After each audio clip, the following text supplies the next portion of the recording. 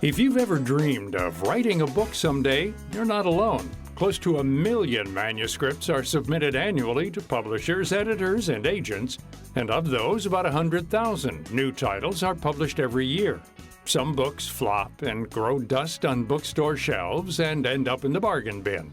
And some become bestsellers, which is every publisher's and author's dream. But just what does it take to get a book from the author's mind into the reader's hands? And how does it become a success? As an editor, it feels like everybody that you talk to is writing a book or wants to write a book or thinks they could write a book. So those people are curious from the perspective of a potential author about how their book might find its way into print and into the hands of readers. But I've already found, just from talking to many, many authors about this, and this is, I think, a problem for publishers. It's something they don't do as well as they should. Publishing is sort of a black box to authors. Even people who have been published don't really understand what happens once they hand their work over to the editor or to their agent. And I hope that this will explain to people who are being published by traditional publishers or people who are starting to think about publishing themselves, or people who are beginning to think about, I want to be an author, or as you say, an English major who's got an idea of, I'd like to write something. Here's how the sausage is made. That's Peter Ganay, editor and author of the new book, What Editors Do, The Art, Craft, and Business of Book Editing.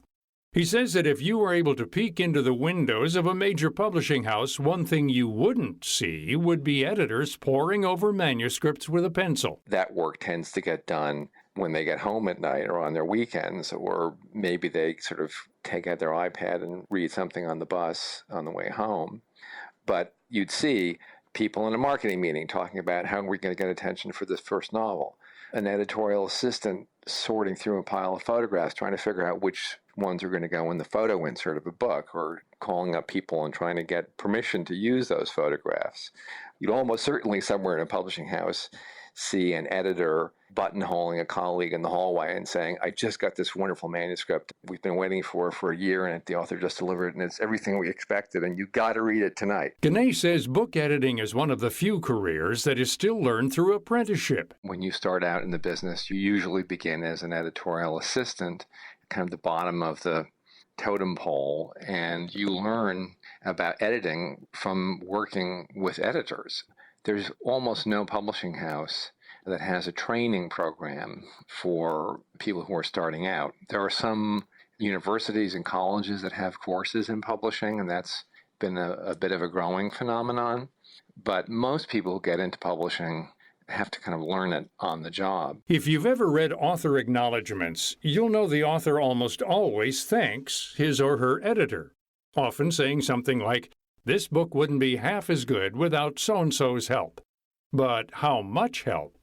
How many words on the page come from the author and how many from the editor? The philosophy of book editing, which is different often from editing in newspapers or magazines, for example, is really that the book belongs to the author. And even when you're sort of deeply involved in something as an editor, and authors are usually very generous about crediting what their editors have done, it's always your goal to make the book the best version of the author's conception of it that it can be, not to impose your taste or your ideas on the author. So even if you're editing a book, and marking up every paragraph in some way, which is not at all uncommon, you still are doing it in the service of the author's idea, the author's expression. Even authors of great classics written by the likes of Faulkner, Hemingway, and Woolf had editors. There was actually a movie called Genius that came out about F. Scott Fitzgerald, Thomas Wolfe, and their editor, one of the great editors of all time, Maxwell Perkins, who worked at Scribner's. Perkins kind of famously literally took a manuscript that was about the size of a refrigerator from Thomas Wolfe and shaped it into a best-selling and classic book. But not every author needs that heavy an edit. That being said, editing the manuscript is not the only thing a book editor does. The first thing that editors have to do, and in some ways even more important, is find books to publish and determine which books are going to get published and see those books kind of into the marketplace, you have to think about the market when you're acquiring something. I've talked about this in certain forums, and authors kind of tend to jump on me and say every book is an artistic thing and it's not about commerce and so on. But the fact is that your job as a publisher is to put the author's wonderful, unique, artistic book in the hands of readers. If you're going to publish something effectively, when you acquire it, you have to think about who's the potential reader for this. It's not enough really to say, I love this book and it's wonderful and it's a unique voice or whatever. That's the first thing. That's the first threshold you want the book to get over. But then the next thing is, who is going to respond to this? One thing is clear, however, the editor has to love the book, not just think it could sell. You're asking your colleagues, what do you think about this? And somebody from marketing says, oh, we can really sell a lot of these. The books that you acquire that way, sort of cynically or with an eye to the market rather than to your own enthusiasm, are always the ones that are the worst publishing experiences, because it's just, you have to invest so much of your own time and energy in any publication as an editor, and that's true for other people along the publishing chain, that if you don't love the book, it just becomes a drudgery. And the flip side of that is, when you really are excited about something, it's easy. I mean, it's never easy because there's so much work that goes into publishing anything. But we've all had the feeling of, we read this book, it was so great, we can't wait to tell somebody else about it. We know just the person who is a friend of ours who's going to love this book. You want to tell them about it.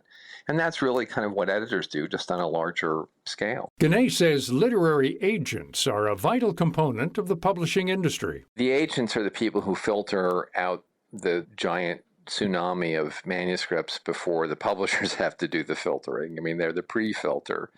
The first role of a good agent is, as an editor, when an agent sends you something, you know that they've screened out 100 other things to send you this one book proposal or manuscript. And by the way, you're going to turn down things from 99 agents to acquire one book that you're excited about. I'm maybe exaggerating the numbers there, but probably not all that much. Which is why so many authors these days decide to self-publish. The number of books that are being published has exponentially grown in the last several years, thanks to particularly ebooks and also Amazon and other online sellers that have made it so much easier to publish your own works. There's a huge explosion in self-publishing. The increasing technological things that made self-publishing so easy for a while led to arguments that publishers are going to be extinct. Who needs Random House or Scribner's when you can just put the book out there yourself with a few clicks? But one of the downsides to it from the author's point of view and from the commercial publisher's point of view is it just floods titles onto the market. So it makes the problem of finding something good to read all the more challenging for a reader. Ganesh says editors provide a valuable service to readers when there's so much competition out there. The marketplace is so crowded. There's so many books competing for people's attention. I mean, you know that there's literally hundreds of thousands of titles are published every year. How do you get one book to stand out? The selection part that editors do of plucking something out of the stream of titles and manuscripts and saying, this book is really worth your attention, and here's why. That's a more valuable function than ever for readers and for sort of culture in general. The average consumer has got Angry Birds and Twitter and the news at the end of their fingertips on their phone. You've got to really present something that's worth taking them away from Candy Crush to make it successful. At the end of the day, there's nothing quite like a terrific book that pulls you in and keeps you hooked until the very last page. Without critical editors working alongside authors pushing the script along, these great reads would be few and far between. Who knows? With a creative idea, a smart editor, and some luck, maybe your manuscript will become the next New York Times bestseller. You can learn more about the vital role editors play in Peter Ganay's book, What Editors Do: The Art, Craft, and Business of Book Editing. For more information about all of our guests and past archives of programs, log on to our site at viewpointsradio.org. To see more behind the scenes, search Viewpoints Radio on Twitter and Facebook. This segment was written by Polly Henson and originally aired in April 2019. Our executive producer is Amira Zaveri. I'm Gary Price. Cardiovascular or CV disease is the #1 killer of adults in the U.S., and millions of people trying to reduce their risk of a heart attack or stroke may unknowingly be taking medications that are not proven nor FDA approved to reduce cardiovascular risk. Let's hear from cardiologist Dr. John Osborne. Many people are unaware that after a failed outcome study, the FDA revoked the approval of fenofibrates when added to statins, as the risk outweighed the benefits to heart health. It's important to remember that statins, along with diet and exercise, can lower cardiovascular risk by about 25 to 35%, but persistent cardiovascular risk, which can lead to a life-threatening event, may remain. I would tell anyone still being prescribed fenofibrates, such as Tricor and Trilipix, with a statin, to talk to their doctor about FDA-approved therapies for cardiovascular risk reduction. To learn more and get clear on the facts, visit itscleartomenow.com. Again, that's itscleartomenow.com.